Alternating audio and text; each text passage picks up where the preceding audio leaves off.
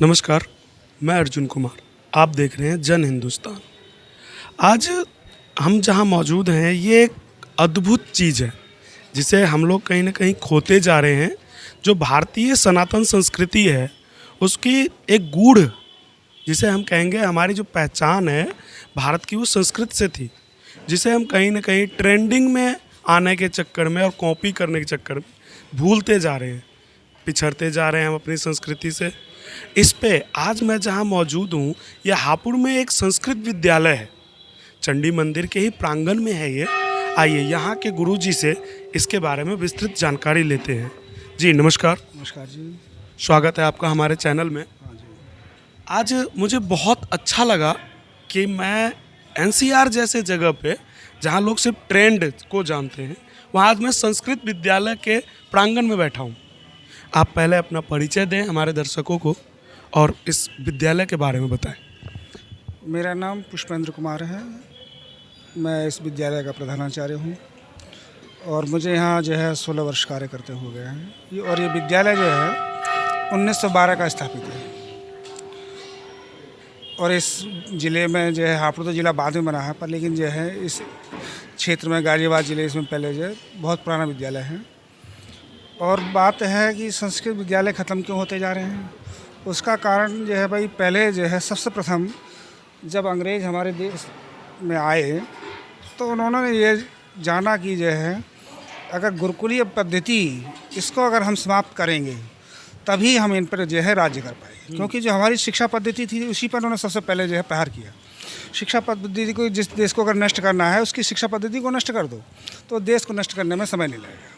तो वही कार्य उन्होंने किया कि हमारी जो गुरुकुल पद्धति थी उन गुरुकुलों को समाप्त किया। पर लेकिन जो है अंग्रेज़ तो चले गए, पर उसका जो है असर आज भी हमारे समाज में व्याप्त है। क्योंकि जो है कोई भी अपने बच्चे को संस्कृत विद्यालयों में नहीं पढ़ाना चाहता। क्यों? क्योंकि जो है ये जो है एक अर्थ युग है, सब अर्थ के पीछे दौड़ रहे हैं। सभी जो है अपने बच्चे को जो है डॉक्टर, इंजीनियर, वकील बनाना चाहते हैं, पर लेकिन कोई भी अपने बच्चे को जो है एक इंसान नहीं बनाना चाहता है। पैसे कमाने की मशीन बनते हैं डॉक्टर, इंजीनियर, वकील, पर इंसानियत नाम का अंदर कोई जो है विचार उनके अंदर नहीं होते हैं। वही परिवार के अंदर नहीं जो किसी प्रकार का जो भावना होती है अपने माता पिता के लिए, अपने भाई परिवार के लिए, किसी प्रकार का उनका जो है कोई भी जो दायित्व तो नहीं समझ आता। केवल परिवार का आज का वही बदल गया है कि परिवार कितना है रह गया है, केवल मात्र जो है पत्नी और बच्चे, माता पिता को परिवार में नहीं जोड़ा जाता है। तो क्या है, ये सब जो है वही है कि गुरुकुलीय पद्धति को समाप्त करना। तो गुरुकुलीय पद्धति को समाप्त करने का कारण जो है हमारा देश जो है दिन पर दिन प्रतिदिन जो है गर्त की ओर जा रहा है। पश्चिमी सभ्यता आजकल जो है ट्रेंड इतना होता जा रहा है, खाना पीना, रहना सहना, बोल चाल, मतलब हर आदमी अपने बच्चे को सोचता है। शुरू में पहले बच्चे माँ बाप सिखाते थे कि आ से अनार, अब तो जो है ABCD और जो है डायरेक्ट जो है केवल गुड मॉर्निंग, बाय, हेलो ही सिखाते हैं।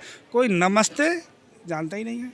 जब नमस्ते और जो है स्वागतम नहीं जानते हैं तो जो है वेलकम और हाय बोलोगे तो वैसा ही समाज पर अपने जैसा हम चाहते हैं वैसा हो रहा है हमारे साथ। उसमें जो है किसी का दोष नहीं है, हम खुद ही इसके लिए दोषी हैं।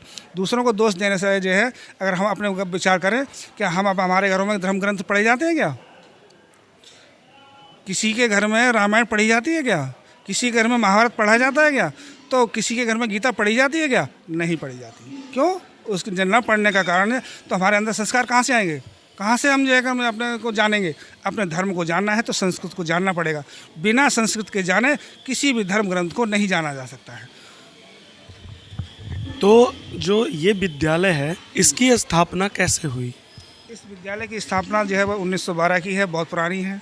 तो इस विषय में जो है ज़्यादा जानकारी मुझे नहीं है, क्योंकि मुझे तो 15-16 वर्ष ही इस विद्यालय में हुए हैं कार्य करते हुए जो है। पर लेकिन ये विद्यालय जो पहले बताते हैं कि जो चंडी मंदिर का वो कोना था, उस कोने में ये पहले स्थापित था। यहाँ एक बहुत तपस्वी और जो है एक जो हमारे बालाग्राम शास्त्री जी हुए हैं, उनको जो है इस विद्यालय का जो है संचालक या स्थापक माना जाता है। तो वह बहुत तपस्वी व्यक्ति थे, विद्वान थे। उन्हीं की ये देन है जो आज यहाँ पे संस्कृत विद्यालय स्थापित है। और उसी परंपरा में हम भी जो है 15-16 वर्षों से यहाँ पर कार्य कर रहे हैं। तो इस विद्यालय में अभी कितने बच्चे पढ़ते हैं? इसमें वर्तमान में जो है 40 विद्यार्थी लगभग जो है यहाँ पर हैं।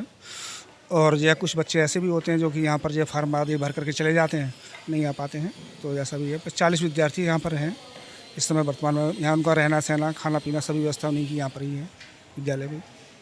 तो जैसा मुझे एक सवाल पूछना था कि मानिए लोग चाहते हैं कि मेरे बच्चे पैसे कमाने की मशीन बने या अर्थयोगी बने, ठीक है, तो जो संस्कृत पढ़ के यहाँ से पास होके उनके भविष्य के बारे में हमारे दर्शकों को बताइए, ताकि उनके भी जो गार्जियन है वो संतुष्ट हो सके।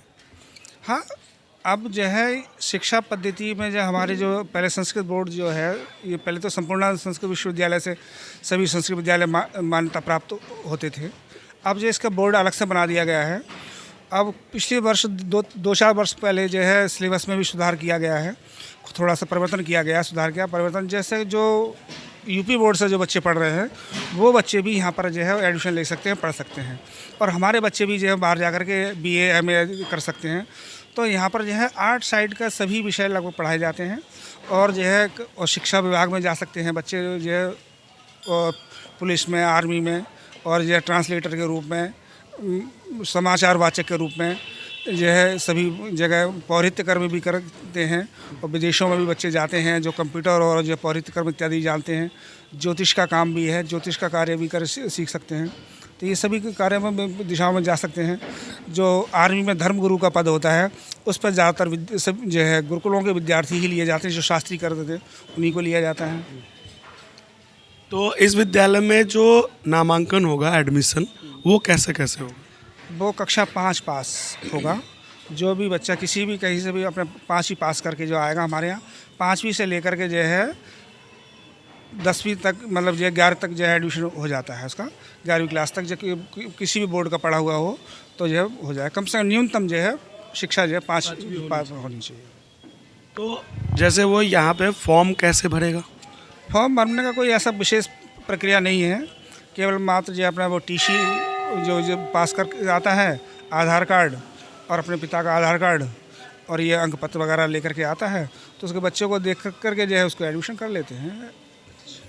चलिए, बहुत बहुत धन्यवाद हमारे दर्शकों को इतनी जानकारी देने के लिए।